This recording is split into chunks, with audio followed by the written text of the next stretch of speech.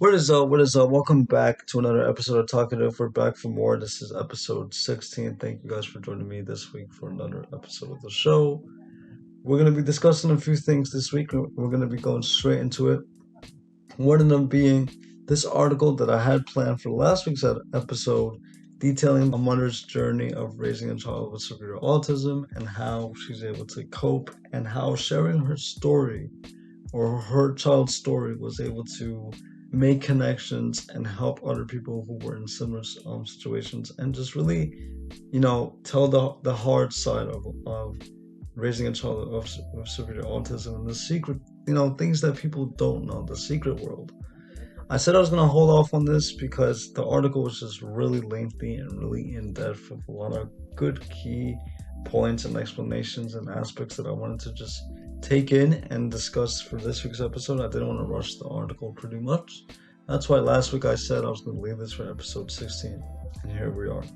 And for the closing segment, for the last segment, we're going to be discussing Nissan's future plans for releasing their very first electric vehicle with all solid state batteries by 2028.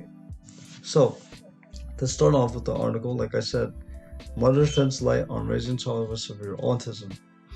Her child, who is named Cooper, is an 11-year-old boy with severe autism. Throughout this article, the mother details different obstacles and hardships that come along with the journey of raising the child.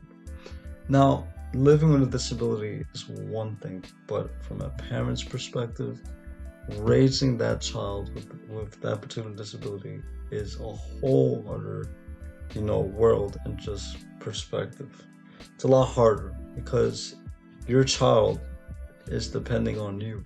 You know, every bit of care that you give that child, every bit of love, dedication, time that you put into raising this child will determine their future. It will determine their overall lifestyle and their overall well-being, the perfect life that they would want. Not perfect being like everything is going to be perfect for them in the future, no mistakes are going to be made. Perfect in the way of happy, living the lifestyle that they want to live and that they need to live. So it's a lot harder. So when I see articles like this, detailing the journeys and how the parents are able to just express the details, the different side of things that is not presented to us or to most of us, it's really good because it opens a lot of people's minds, and it teaches people who don't have disabilities. It teaches them something, and just overall, a new side of life, a side that's never really seen on a daily basis with disabled children. And it's great. I find it to be very great that the parents are willing to be more open and just verbal, and just really tell the stories, not to really not to have any controversial side of things, or not to receive hate or bash and criticism. They're doing it because they feel that they have the want to do it.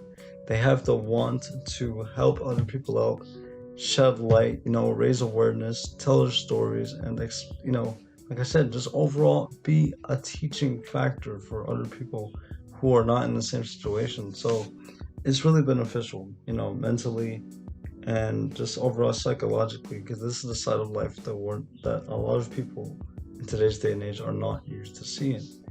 So with this story, there's a lot that the mother, who is known as Kate, details and tells regarding the overall journey of raising the child, and how Cooper, her son, has changed over time, and how the journey was able to help Kate become a more accepting person of her situation and really accept her situation no matter the circumstances.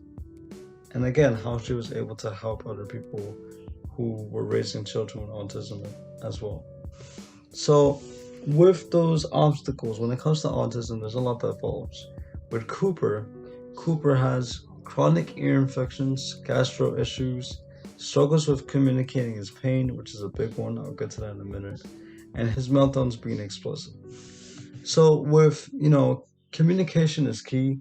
It's a key part of just overall getting to know somebody, or just expressing how you feel emotionally, or just to ask for something, to just talk overall.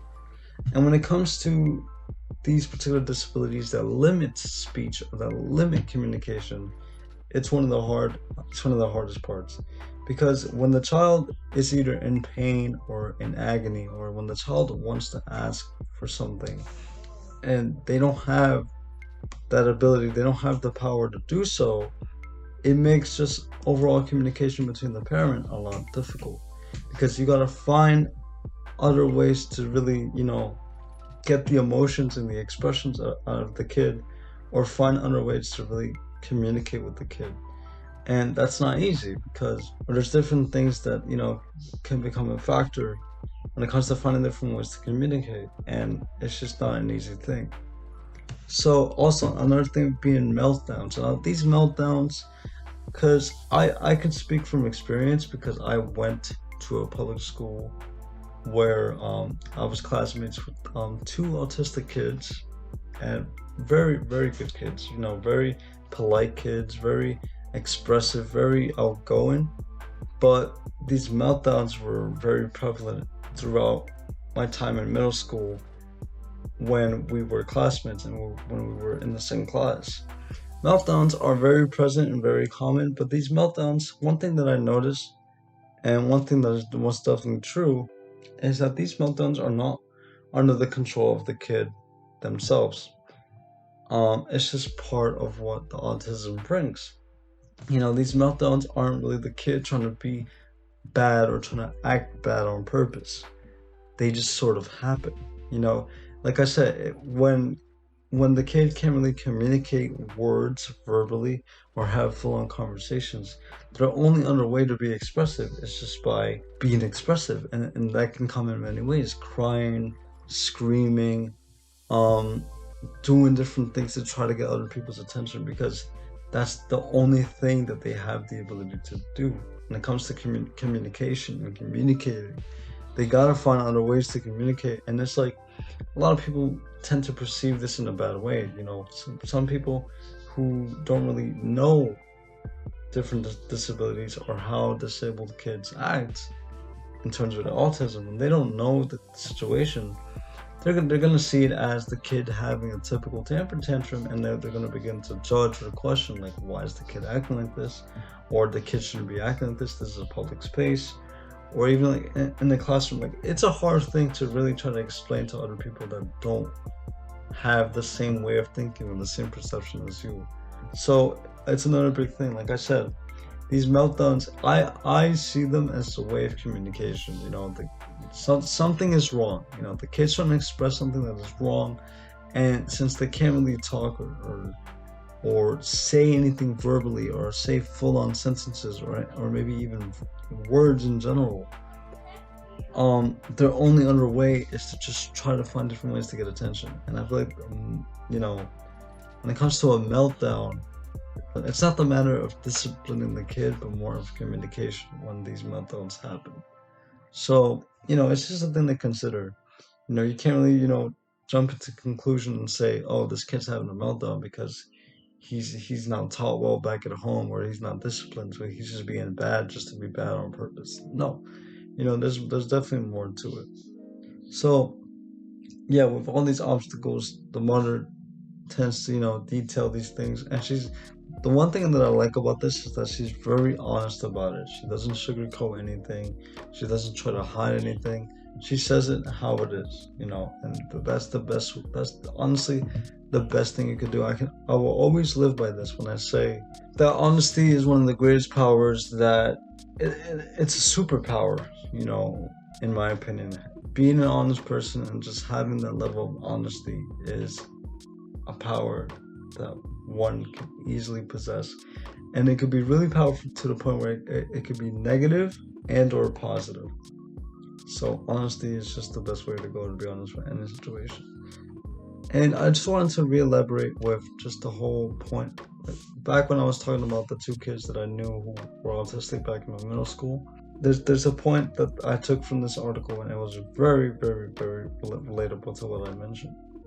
Because children with autism are typically segregated from their peers and struggle to be in public places, their lives are less visible and their families can feel isolated. So like I said, when it comes to just allowing your disabled child to live that public life, or to live that lifestyle where they could just go on to different places and meet new people. Not everyone's going to react positively to it. So in a lot of cases, like I told you, when it comes to the meltdowns, people could have prejudgments and say that the kid's doing this out of spite, when that's not the case. Their lives also become less visible, which means that not a lot of people know much of this, because let's be honest, when it comes to expressing these type of things, parents prefer to be private. Parents prefer not to share these things to everybody, because not everyone is deserving to know of the situation, because like I said, the way they perceive things is different completely. There's a lot that parents tend to hide when it comes to their disabled children, because they just don't want to tell it to everyone. They want to keep it with themselves. It's something that you can respect and understand, that you don't want your child's life story to be out there to everyone in the world, because not everyone's going to take it lightly. So, but like I mentioned before, the thing with Kate is that she's breaking the boundaries in that aspect, and she is expressing all that she can express to make awareness and to help other people out who are in similar situations like her. So it's hard. It's hard finding that balance of being expressive and keeping stuff within yourself and keeping stuff private. And I feel like that's one thing that parents with disabled children tend to battle with on a daily basis, is making sure that they tell the right people the right things, or tell the right people the overall story. And they choose how much they want to express as well.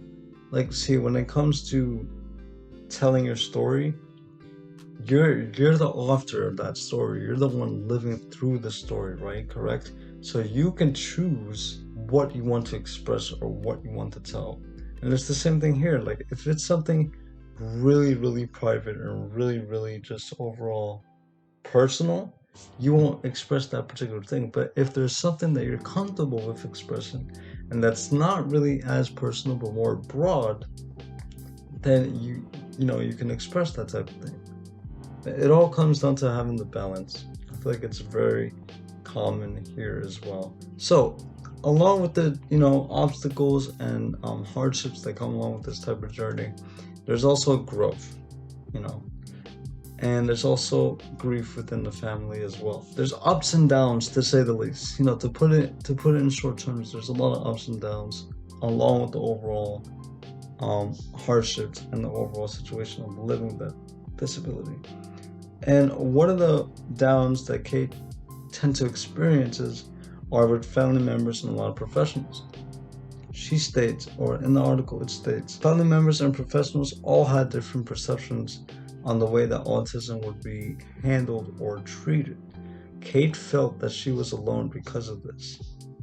Like I mentioned previously, people will have different ways of perceiving the situation, and that's what makes it really hard, because some people can be comprehensive and understanding, and some people can try to, be on your shoes and try to make a connection and try to understand, but other people won't. Other people will just judge, other people will just criticize, and that's what makes sharing your story, that's what makes you being expressive a really hard thing to do. So Kate witnessed this and experienced this firsthand when she sees that a lot of family members and professionals all had different perceptions in the way that Cooper's autism could be handled or treated. She felt she was alone because she obviously didn't have the same way of thinking, or her thoughts were probably more positive than other people's thoughts, or just different overall. So that's my take on that. That, like I said, when it comes to sharing, you choose what you want to share, because it could cause this to happen. It could cause people to just have different perceptions, people to be negative, people to be cruel, and you don't want that. You don't want to be dealing with that on a daily basis. You already have a lot to handle, so dealing with extra criticism, extra critique, extra negativity is something that you would want to avoid. So along with that is the parenting side of things.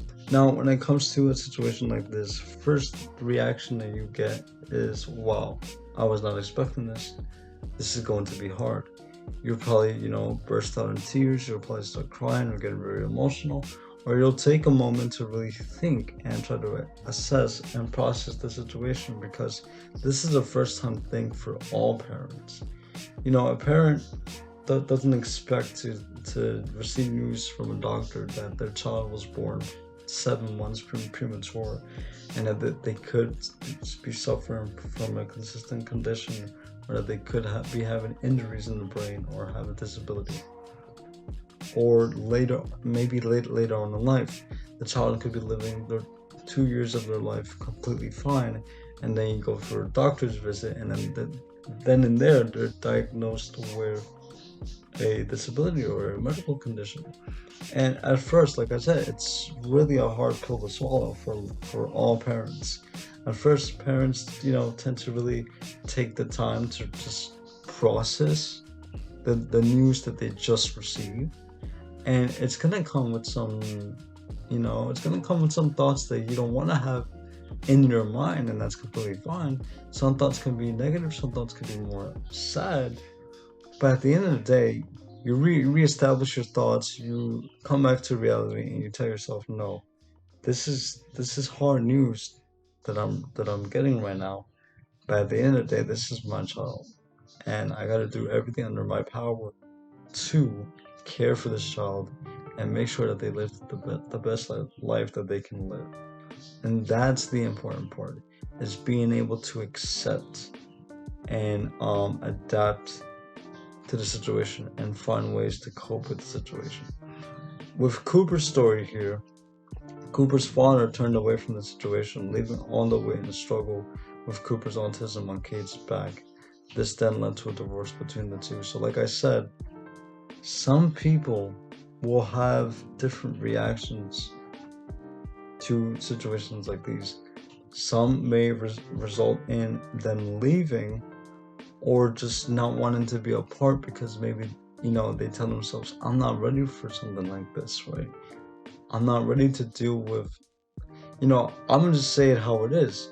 I'm not ready to deal with a child who has a medical condition, because I don't know how difficult it's going to be, or how much of a strain it's going to be, right? To put it that way, I know that sounds harsh, but that's just the way it is. Like, people tend to leave situations like this.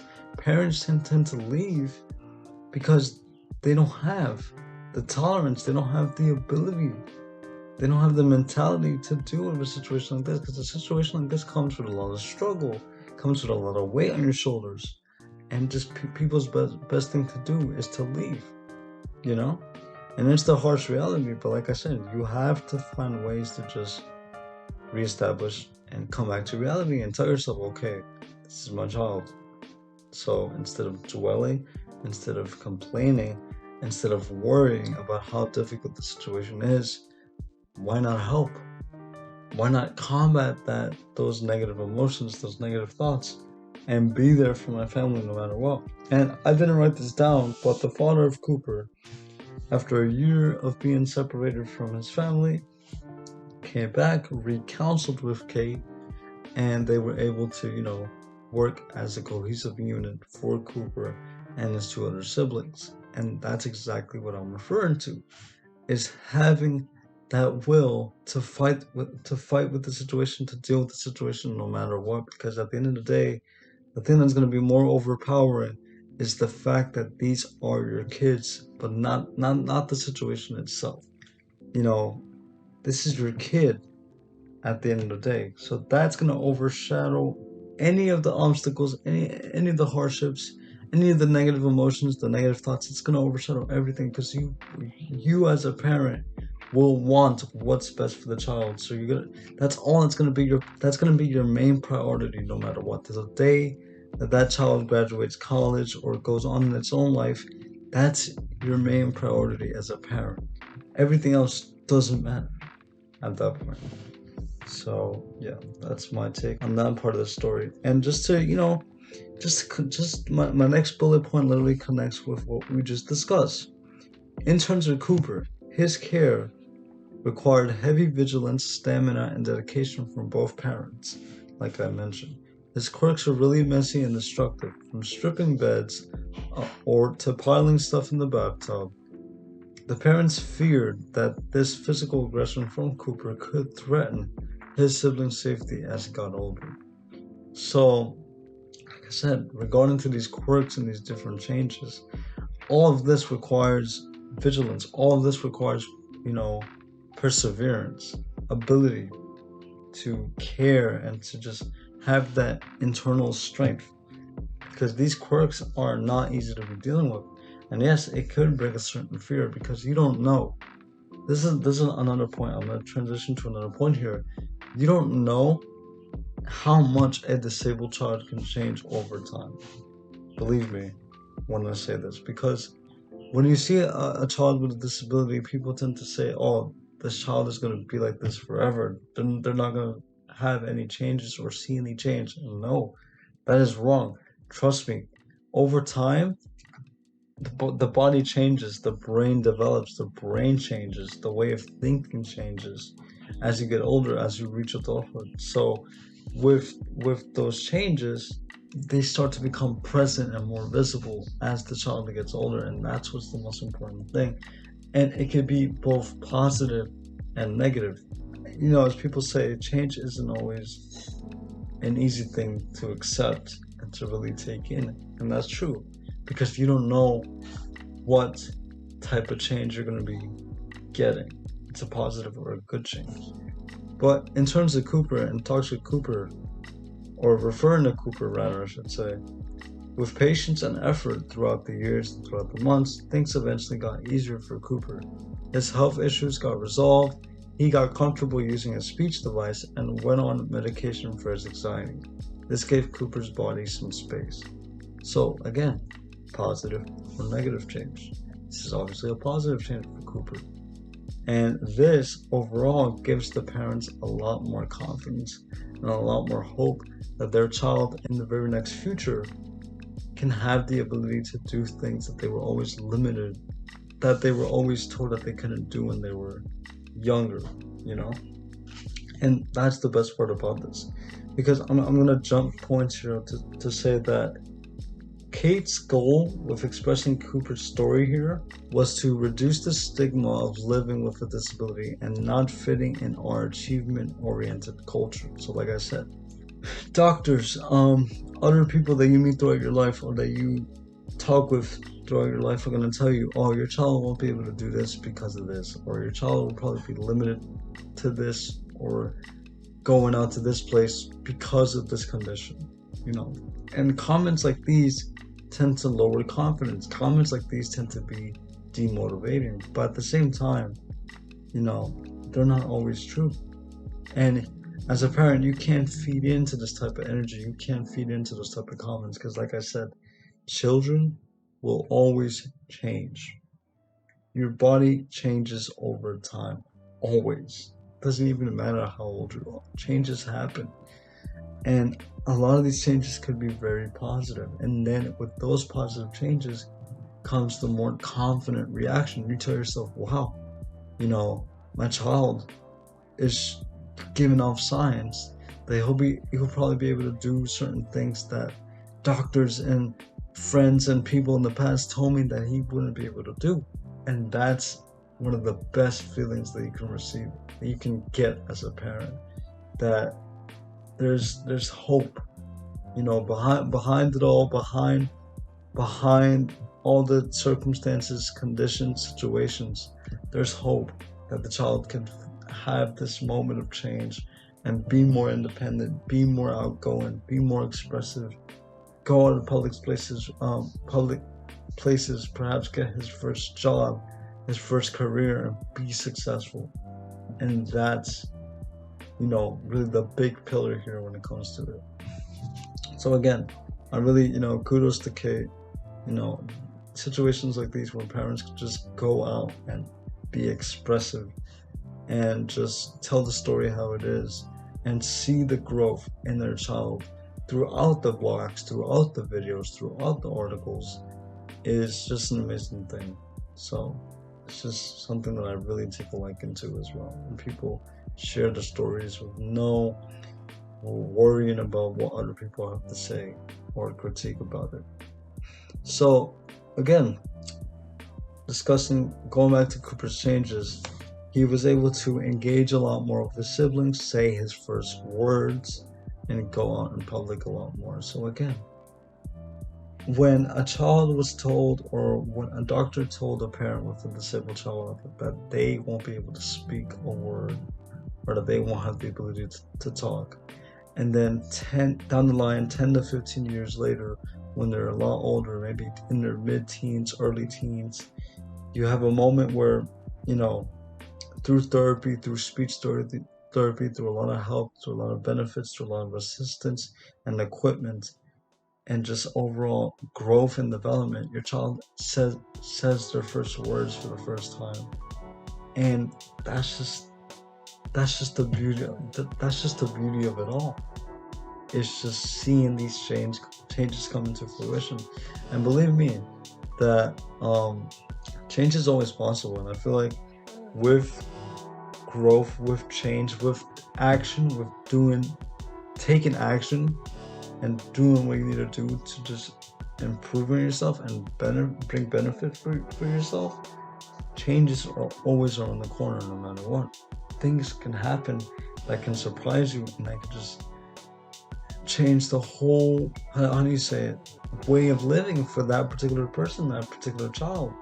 And I do believe that, with dedication, hard work, and just, putting in the effort and having that motivation to do better for yourself, to improve on certain situations because you want to be better physically, because you want to be better mentally, you want to develop new skills, you want to have your first job. The reward of all the determination is the success, it's the changes, it's the progress. And that's what's most important here, is seeing all the progress come into fruition. So in terms of that, that's what happens with Cooper.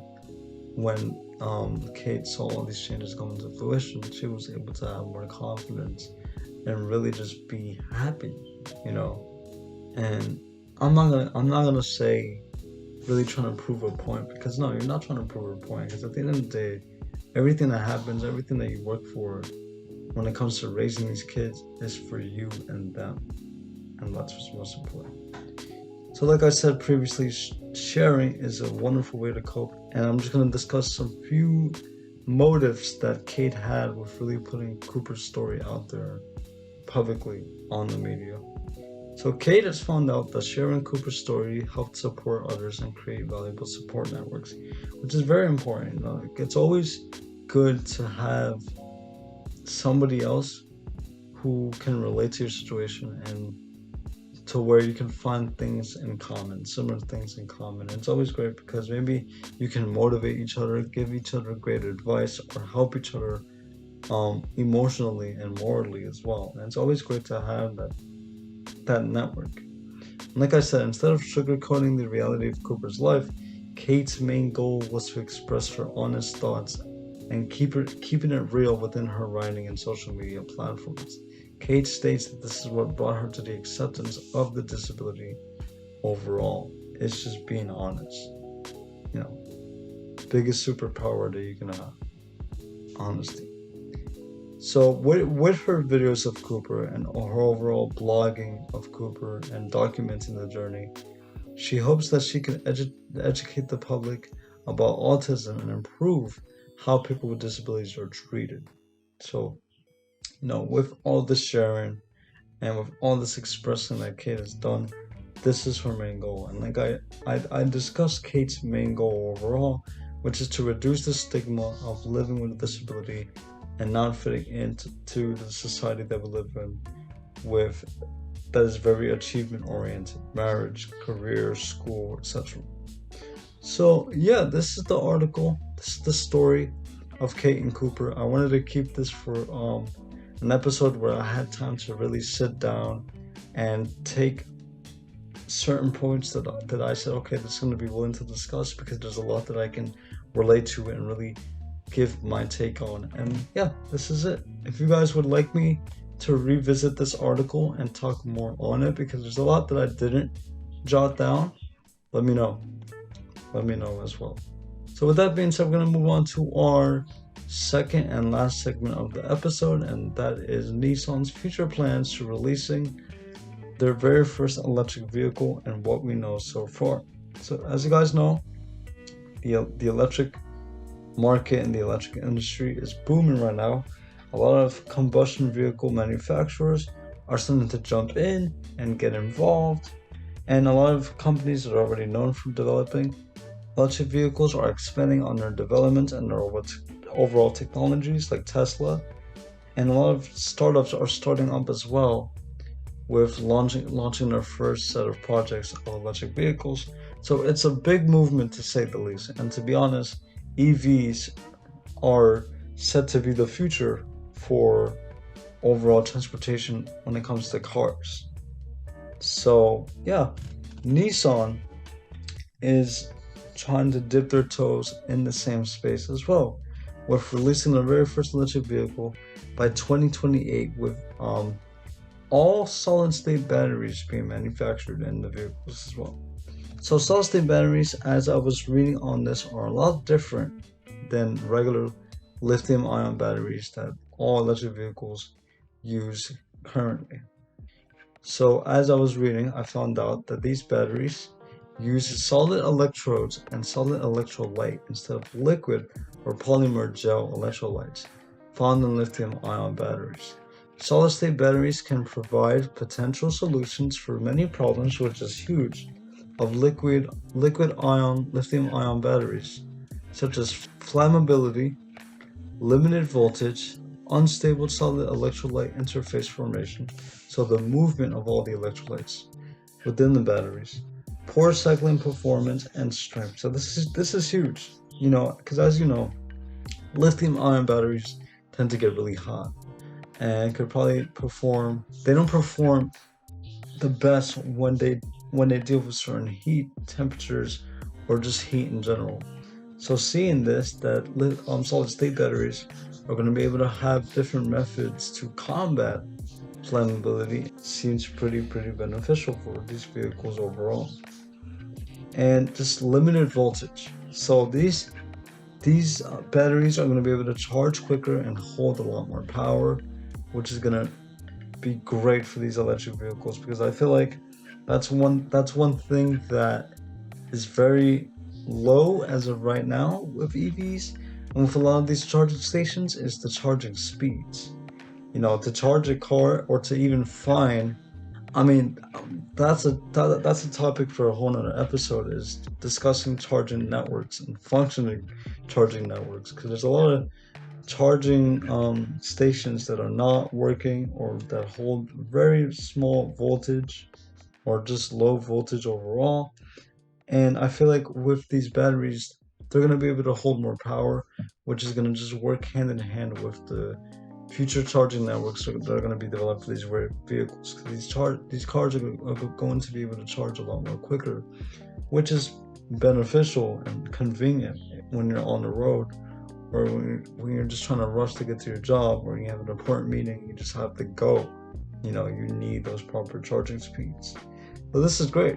This is great for many reasons, and one of those reasons include money, economically. So these battery packs overall will be $5 to $10 cheaper, making Nissan's EV lineup more affordable for customers, which is great, because when it comes to pricing with electric vehicles, it's just through the roof. Like Teslas, depending on how much range, just overall miles and range, are like over $100,000. And with the new Tesla Model S, because you got the Plaid, or the Plaid I should say, and Plaid Plus, which holds more range, it's just even more to account for. So the fact that these batteries are going to be cheaper could make the overall pricing for these EVs be more significant and more affordable, which is always a plus. So along with that, other automotive companies are going to be following in Nissan's footsteps with developing these solid-state batteries. Those companies are Volkswagen, Ford, and Toyota. So overall, like I said, this is a major movement. This is a big movement. And now that we're having different types of batteries being developed that are more significant, that are better performing, more cheaper, this world or this movement or this change or transition into electric vehicles is going to be a lot more smooth overall. So that's my take on that. Nissan plans to launch their first EV. It's going to be interesting to see what type of car it's going to be. If it's going to be a sedan or SUV or a compact vehicle. We shall see. But we won't get any big news or releases or any, events to reveal this car maybe until like 2025 or 6 when we get close to the 2028 mark. Everything right now is just speculation, so keep that in mind. But with that being said, I'll leave you guys with the disability fact of the episode for episode 16, and I'll see you guys next week for episode 17 of the show. Thank you guys for listening, and I hope you guys have a phenomenal day, rest of your day, and take care.